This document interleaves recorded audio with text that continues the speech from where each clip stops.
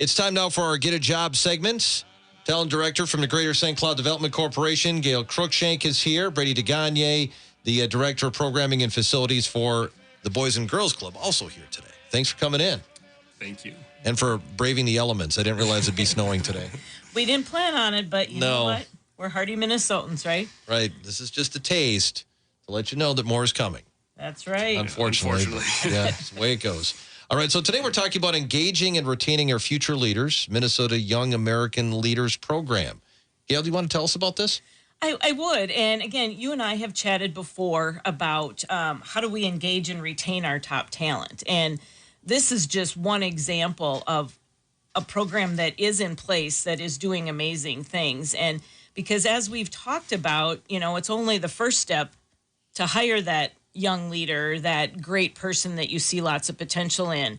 But what are you doing to engage them and keep them here? Because we hear all the time that the number one reason somebody's looking is because there's, again, lack of engagement, lack of opportunity, lack of, opportunity for that young leader to grow, be it within the organization or somewhere in the community. So that's why this program has been so successful and key for us.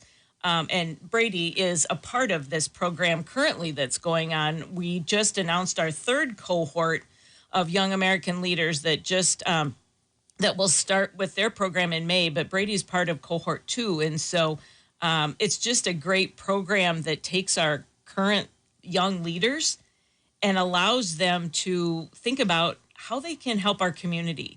And again, the more engaged they are, then the more likely they're going to stay within their community. Right. Yeah, and that's kind of the key. Brady, can you tell me about your interest and your involvement here? Yeah, I was nominated last year. Went through the process. Had a really amazing opportunity to further my own personal and professional goals. And with the help of the Greater St. Cloud Development Corporation, we had 8 individuals that went down to the U of M campus, Carlson School of Business, and had really impactful introduction into some of the other young leaders from across the state. There was 50 different members there, everywhere from Fargo-Moorhead to Rochester to a couple of the Twin Cities cohorts that were down there to Duluth and Mankato.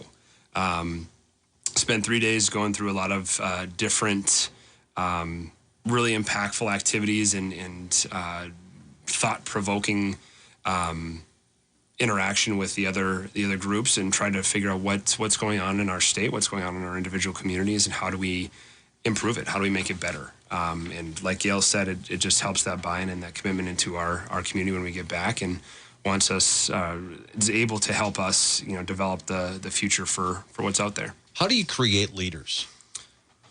It's a great question. Yeah, I mean, I've heard the saying is the leaders are born, but leaders have to be fostered. I mean, you could be a born leader, but if you're not given the opportunity to be in a position to lead, you're not going to really realize that. Well, I think everybody has some element of, it's finding that passion, right? It's finding that inner, what is this person really excited about, driven about, desire to grow? And it's not always the physical job they're doing day to day. It might be something else. And I think for employers, it's, you need to get to know your employees to see what that spark is. Because to me, if they're given a little bit to nurture that spark, that creates that leader. They don't have to lead 150 people to be a great leader. They can lead and not even have a direct report, right? So it's finding that spark and then being able to nurture that spark, whatever that looks like for each and every employee. So that's what our employers need to, again, take that time to really discover that, because it's different. I mean, you look at Boys and Girls Club and Brady as an employee there, his needs and passions are quite different than a lot of his coworkers. But that's the job of that leader to really identify what those are.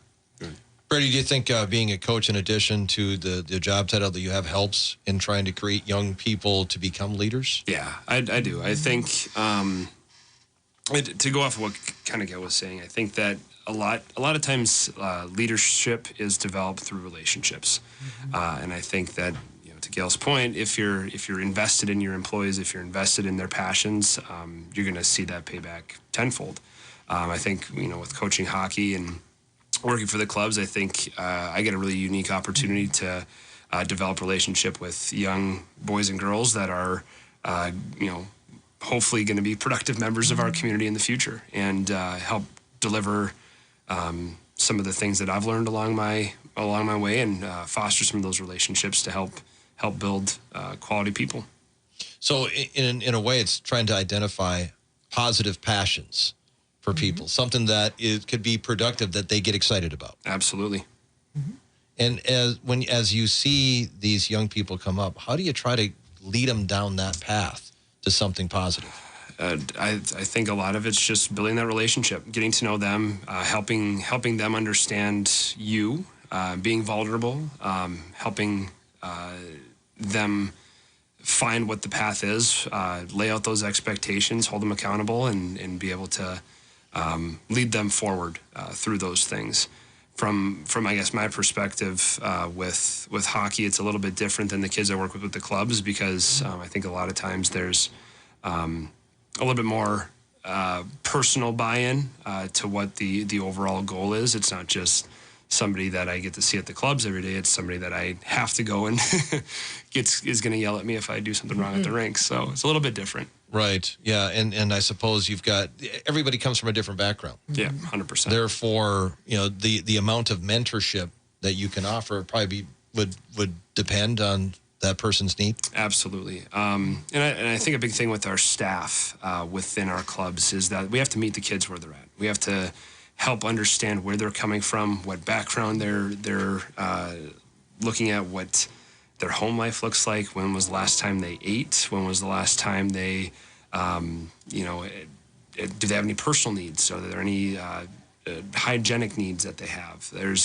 The laundry list is really long. So understanding the kids, first and foremost, building that relationship and having an understanding of who they are as people, meeting them where they're at is a huge piece. Brady, do you have any examples of young people who have been going to Boys and Girls Club that have been able to find that passion? Yeah. And, become leaders themselves? Yeah. One of my first interactions with the clubs, we had just launched Career Start. We were about a year in. We had Jeremiah Simmons. He was our first Career Start graduate. He was a young man that found his passion in wanting to help people.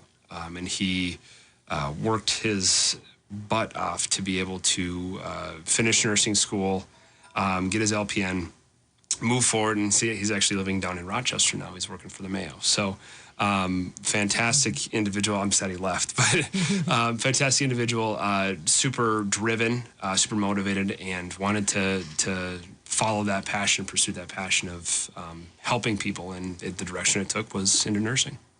Well, and our goal is maybe he'll come back. Yeah. So that's what we're always looking for. Is Family's if still they here, have so to go venture out a little bit, then maybe they'll again come back at some point. And I think that example, although it was a young individual from Boys and Girls Club, but our employers need to do this with all their employees as well. They need to find what can we do for each of our employees to expand their talents, give them connections. And it doesn't have to be, this Yelp program is just one example of an opportunity where we can take this group and further develop them, further connect them. I mean, that's one of the benefits of the GSDC is we can provide them connections. We can provide them, networking opportunities so they can really dig into that problem that they've identified. And the one thing that GSDC kind of has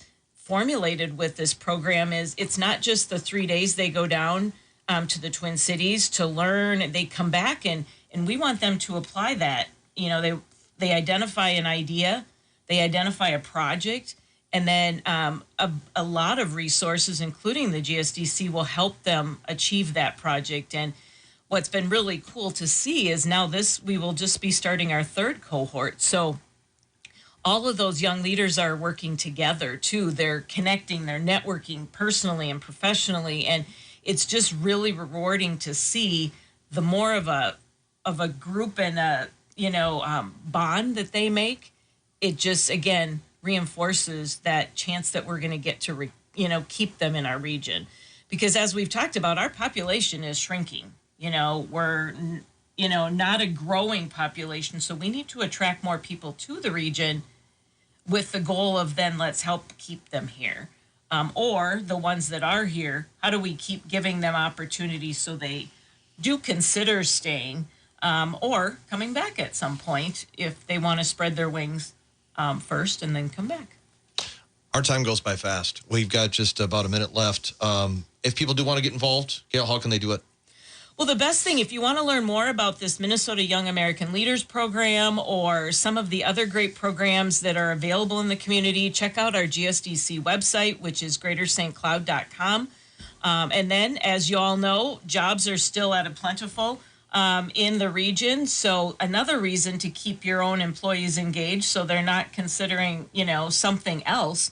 But if you're a job seeker and looking to make a change, Greater St. Cloud Job Spot is the resource within St. Cloud Shines that you can do that. Lots of great opportunities right here in our region. So tell all your friends to come to the region would be our goal. And just again, this program is helping make our community, again, that best place to live, work, and engage through our young leaders, which is exciting. Well, thank you both for coming in today. I appreciate it. Yeah, thank you. Thank you. Gail Cruikshank, Talent Director, Greater St. Cloud Development Corporation. Brady DeGagne, Director of Programming and Facilities for the Boys and Girls Club. This has been our Get a Job segment here on WJON.